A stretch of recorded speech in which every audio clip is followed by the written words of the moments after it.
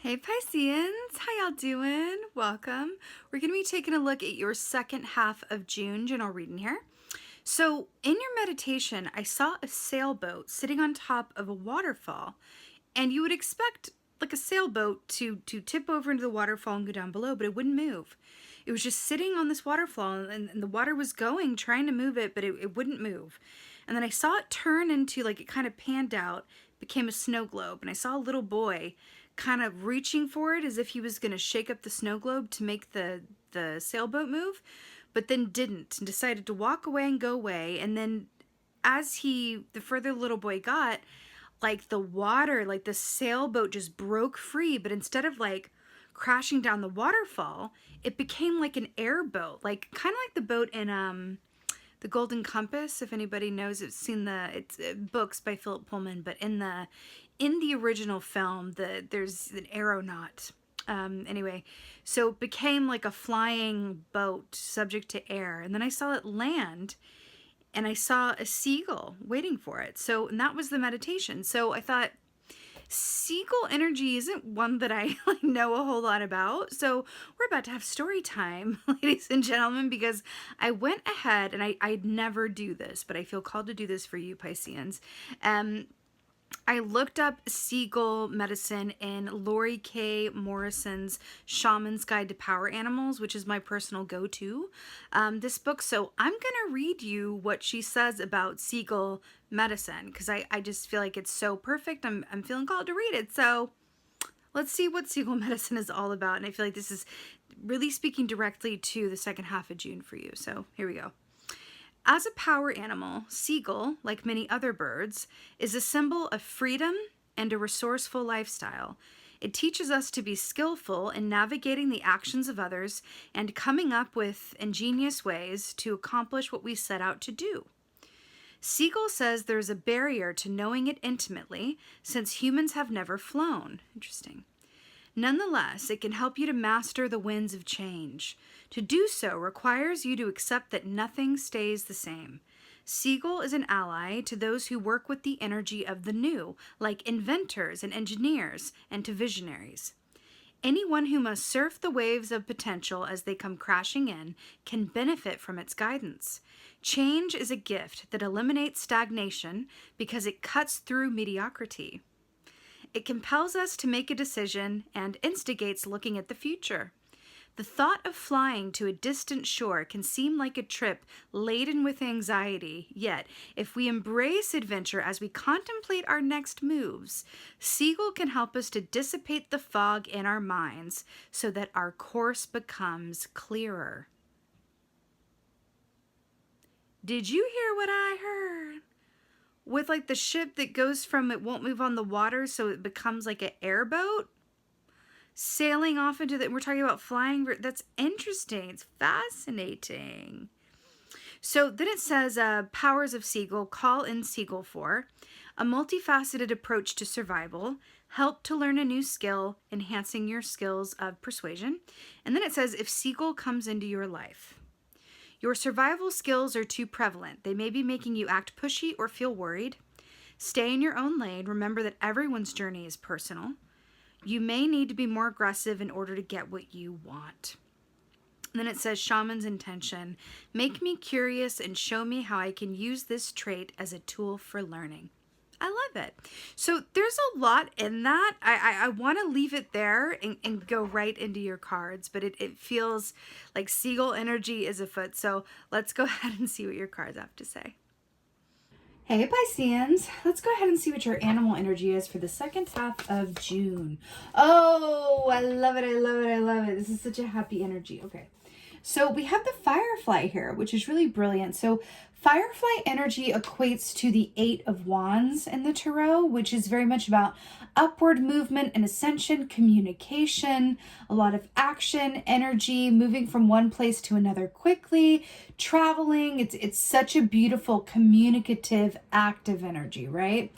You know, the fact that this is coming up for you in this context is really, really interesting, because we were talking traditionally in the traditional tarot, the Eight of Wands is shown as 8 wands in the sky moving through air, right? So there's this feeling of flight, around it. And then we saw that sailboat like fly off into the air. So it's really interesting that you're getting an air energy here, as you are water signs with the air, right? Going from the waterfall to the air. It's interesting.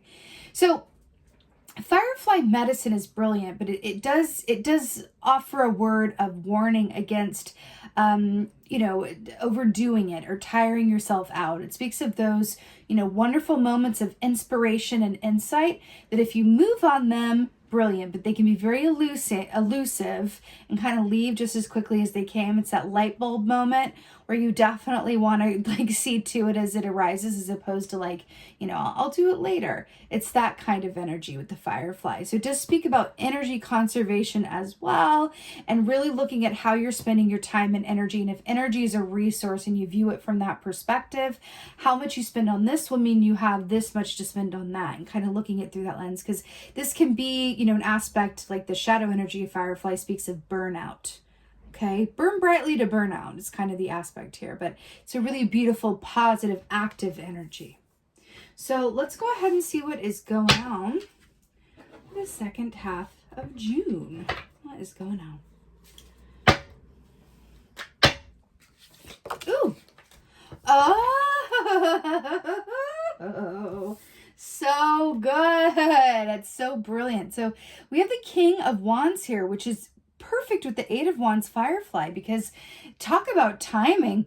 King of Wands is a master of timing, right? First of all, let's talk about the wands briefly. So fire energy, but wands rule the realm of the actions that we do or don't take, around the work that we love to do, or in our interpersonal relationships about which we're passionate, right? So it's about action versus inaction and movement, right? But it's about the doing, right?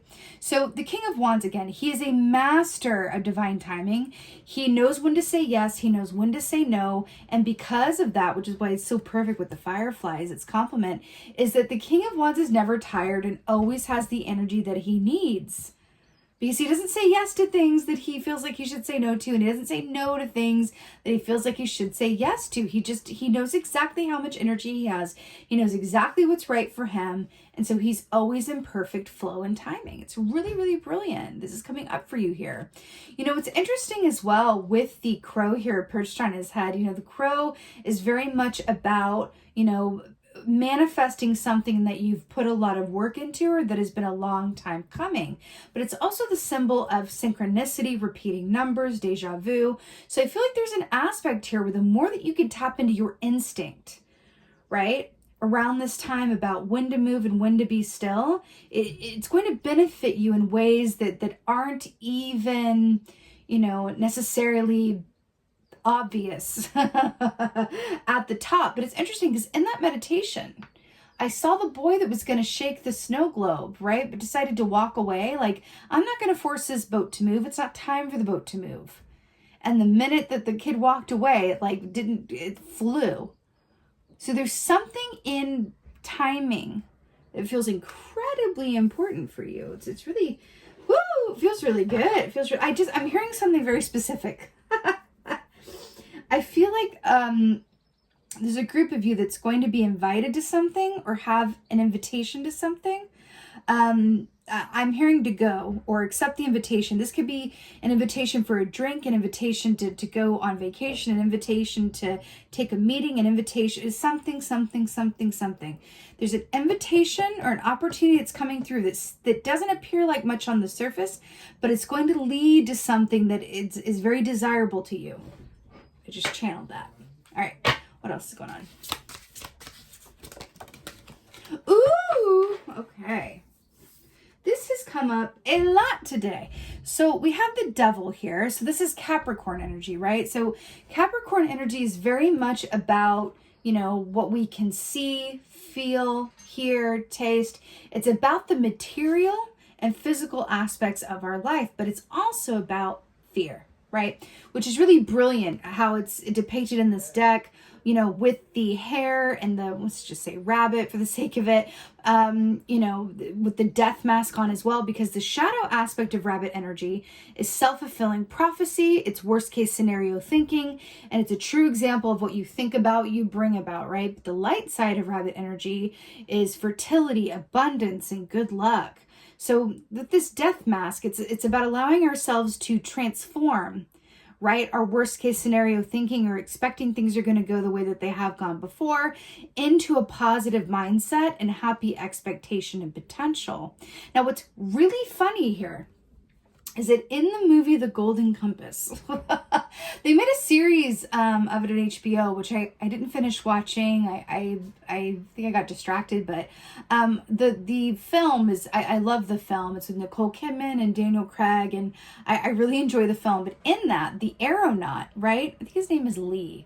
The aeronaut in that film, so everybody has a, within the story, every human has a demon, and the demon is an animal that is their soul in animal form that exists outside of their body. So it's basically their familiar, right? So the familiar of the aeronaut Lee, who has the ship that rides through the air, like I saw in your meditation, is a hare. How funny is that's coming through? You might want to watch The Golden Compass. We have like the golden firefly here. It's something in that. It's really interesting. And listen, not for nothing, it's a really fun movie. Okay, what else is going on? But I feel like this is very much about your relationship to fear and how abundance lies on the other side of fear, and really being willing to transform the aspects of yourself that maybe don't do yourself any favors with the way that you think about things or expect things to go. Okay? Oh my. I just got shivies. This is stunning. So we have the Lovers here, Gemini energy, which is great. We're going out of Gemini season into Cancerian season here. But the Lovers, this is amazing to me. So first of all, let's just talk about all the plethora of information here. Traditionally speaking, the Lovers is about choices made in love or choices related to love. It's about inner and outer duality. It's about the subconscious and the unconscious and the conscious mind and the divine link and all of those aspects of the human incarnated celestial experience. Meaning we are spiritual beings inhabiting human bodies, and it's about that inner and outer connection that is a part of that experience, right? So within the Lovers here, it's fascinating because we have the moth here, we have 2 snakes, and then we have 2 scorpions. Fascinating, because what do all of these animals have in common?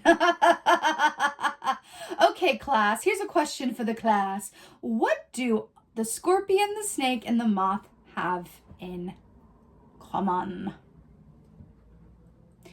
They are all symbols of transformation. They are all symbols of transformation, which is through slightly different lens, right? The moth, transforms in this final stage, after going through all of the initiations of, being an egg and a caterpillar and then going into the cocoon and then, having to transform into goo in order to emerge the beautiful moth. The snake sheds its skin and transforms, and the eyes go cloudy when it's shedding its skin, so it's most vulnerable to predators, and it's, it's a vulnerable act, just like the moth transforming, but then goes out with the, new skin, new life. The scorpion is very much about how we transform through the power of our own shadows, right? Because scorpion energy, when its shadow side is being willing to sting anyone in the vicinity, because how we feel is so deep and so intense that we can't handle it, right? The feelings are that intense. So scorpions would rather, right, go off and be on their own so that they will sting themselves as opposed to other people. Right? That's the animal energy of scorpion. So the fact that, but the transforming effect that allowing yourself to feel the depths of those emotions can have, right? It's in the avoidance that the scorpion is most activated, right? Not in the greeting of, not in the dealing with, right? So the Lovers here, right? With the snakes and the Lovers and this dual aspect, and then the moth. This is really, really brilliant for you guys, because there's something else that I'm keying into here, which is why it's so, I never thought to associate the Lovers with the moth, but it actually makes brilliant sense, because did you know that the life cycle of the moth, when it's in its final stage, that it doesn't have a mouth. Do you know why that is? Because moths only live for a few weeks in this stage, because their only purpose in life when they're in their moth formation is to mate and to breed, and then they die, right? So they emit this pheromone, right, that attracts mates to them from like miles off. It's really an amazing thing. It's like they live to procreate and then they die. So the majority of their life is not spent in the moth formation. It's actually majority of their life is spent as a caterpillar. So it's which is interesting, because caterpillar is very much about taking your time getting to where you're going and trusting in the process. And that is very much about, you know, what the Seagull came forward and said as well, right? Trusting the process and knowing that, you know, flight and embracing change. Remember how the Seagull medicine talked about change? And then we have 3 animals that represent change. Fascinating. Also the crow. The crow will not be denied. The crow is very... Oh, wow. There's another snake there. Double snakes. Wait a minute. That's a snake too. Triple snakes. Transformation, change, rebirth. I feel like you guys are headed towards, during this time, the more that you are able to surrender to the flow and changes that want to happen within and for you, and the more that you are able to approach life from a place of spontaneity, I want you to capitalize, put in all caps the word spontaneity, because I can't tell you how important that feels. There's something about this invitation or an opportunity or something that's coming. If you are the boat and you are on the waterfall, right? And you're like, wow, I'm getting this invitation that's going to require me to fly in the air, even though I'm a boat. So I might be a bit out of my depth here, quite literally, but I'm going to go with it. Versus, no, I'm going to stick to the waterfall and be stagnant where I am. Do you remember in the Seagull medicine that it talked about stagnation? And then we're looking at transformation and being willing to, you know, be a master of divine timing and knowing when to say yes and when to say no. You are going to have some opportunities here to say yes to things that you would normally say no to, but you only saying no because you're afraid or because it requires you to come out of your comfort zone in some way. Abundance exists outside of your comfort zone. Okay. That feels like the point of this. Like the tagline of this is abundance exists on the other side of fear, but your abundance exists outside of your comfort zone. Because when we talk about the pheromones being released and the mate being attracted and the dual nature here, the fact that this is where you are going towards with the 8 of Wands and the upward movement ascension, this is communication, offers, invitation, and travel. You're going to have some opportunities here, and I'm hearing a big call to know what to say yes to and what to say no to, because it's just as important to know what to do, but to know what to do in either situation, right? It's really, really important. But if it makes you uncomfortable in an exciting way, then that's probably a good thing, right? But use your discernment, of course, as always. But this is really beautiful. You know, also you have, you know, half major, half minor here in terms of the arcanas. And so I would say with the devil and the lovers here, there isn't a fork in the road that I feel like you're coming up to, an aspect of this journey that feels important. And the choices that you make are going to lead you one direction or the other. And the choice is really up to you. Are you going to go to the waterfall and stick with what you know? Or are you going to let yourself be free of that stagnation and fly, even though you are a water animal? Do you want to be a flying fish? That's very much what this feels like, Pisces. Very much. Let's go ahead and get an oracle. I am feeling this one. Let's do it. No, this one. This one. Yeah, this one.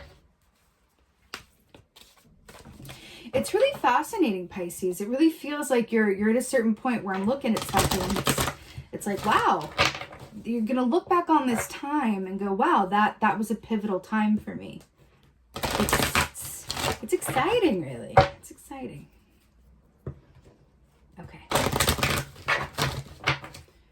Into an oracle for Pisces. Oh, wow. Wow, wow, wow. So mountain strength. This is really fascinating because do you see how we have the water here and then we have the earth and the sky there? It's interesting because when we look at mountain and the concept of strength, what do I always say? I always think of Brene Brown, and I always say, well, what she says, I quote her and say, true strength is vulnerability. Vulnerability, being open to doing something that might frighten you or take you out of your comfort zone, right? That's what it is. I'm it's very much what this feels like. You're going to be called and engaged to really exist outside of that comfort zone that has led to your own stagnation or inhibited your growth or potential in some way, shape, or form. But you know what I'm also getting from this, like mountain strength? I feel like there's a certain, mountains represent obstacles, right? Mountains represent obstacles and our ability to overcome those obstacles, right? So traditionally in the tarot, Seven of Wands represents this energy where it's about coming up against obstacles, but knowing that you can surmount them, right? And it kind of mirrors this image in a way with this guy being bigger than his obstacles. And that's what I'm getting for you. In this case, I feel like there's an aspect of you that is very strong from what you've overcome, and that you can hold on to that while at the same time taking the risks that are the true pleasure of life and approaching everything. I cannot tell you how important this word is for you, with a sense of spontaneity. That is, I'm telling you, spontaneity. Look up the meaning in the dictionary and then print it and hang it on your refrigerator. So every time you go for your food situation and get yourself a drink, you be looking at the word spontaneity. I cannot tell you how important that feels. The spontaneous seagull. That's what this feels like. There's an aspect of this that says like you have everything that you have everything that you need within you. You have overcome so much. You are strong. And from this place of strength, you can be vulnerable and open yourself to opportunities that may frighten or make you uncomfortable or ask something of you that may, be a bit scary, but exciting. And it feels really, really, really, really positive, Pisces. It feels really, really positive. I feel like getting another one because I was torn between two texts, and I feel like that's just saying we need two. Two oracles, because why not? But yeah, this feels brilliant. I'm really, again, it feels like something you're gonna look back to and go, wow, that time was pivotal. Oh my God, how amazing is this? Wow, Taya. Can you see this? Taya. So this is a really beautiful energy. So do you see the eyes here? Do you see all of the eyes? And do you see how she's sleeping and dreaming? This is about all of the wisdom and clarity and insights that come to us from a place of deep knowing and intuition. Not necessarily in our waking hours, but when we really embrace the stillness, right? This is really interesting, and I feel like this is a really, really good thing for you to, think about within this realm of spontaneity and opportunity. I'm really hearing, because remember how we talked about Firefly can burn out just as quick. So we're talking about energy conservation. Do you remember this? We were talking about the Firefly. So I feel like this is a last note for you that is really important because it speaks of also recharging yourself and taking the time to be still, just like the King of Wands says, in a period of hyperactivity, because that's what I feel like we're looking at here, right? Taking those moments, taking that time to recharge, go within, and regain your equilibrium so that you can move forward from a place of centeredness and balance and groundedness, right? In order to be duly spontaneous, in order to be duly spontaneous, we must be fully grounded. That's what it is. Okay? All right, Pisceans, this is really beautiful. I'm sending you guys so much love and many blessings. I so hope that this helps and resonates. If so, please let me know in the comments below. Okay? I love reading your comments. Please like, share, and subscribe. I would so appreciate that. Lastly, I have a private Facebook group. The link is in the description box below. It's for intuitively minded people, lovers of all things metaphysical, to meet in a safe, inclusive, open space to ask questions and connect with others and really just share in a safe and inclusive space. It's also a way for me to connect with you guys personally. I just did my first live over on that group, and I asked what people wanted, and we did a collective reading for the full moon in Sagittarius. And it's really about me showing up and just saying, hey, what do you guys want? Do you want free personal readings? Do you want a collective reading? Do we want to talk about RuPaul's Drag Race? Whatever, it's whatever you guys want. I like showing up there for you, because if you are a part of that group, then I consider you a true chromie, and that is what it is. I'd love to see you over there. And with that being said, thank you, my beautiful Pisceans, so much for being here. But most of all, and as always, just thank you for being you. And be well. Until next time.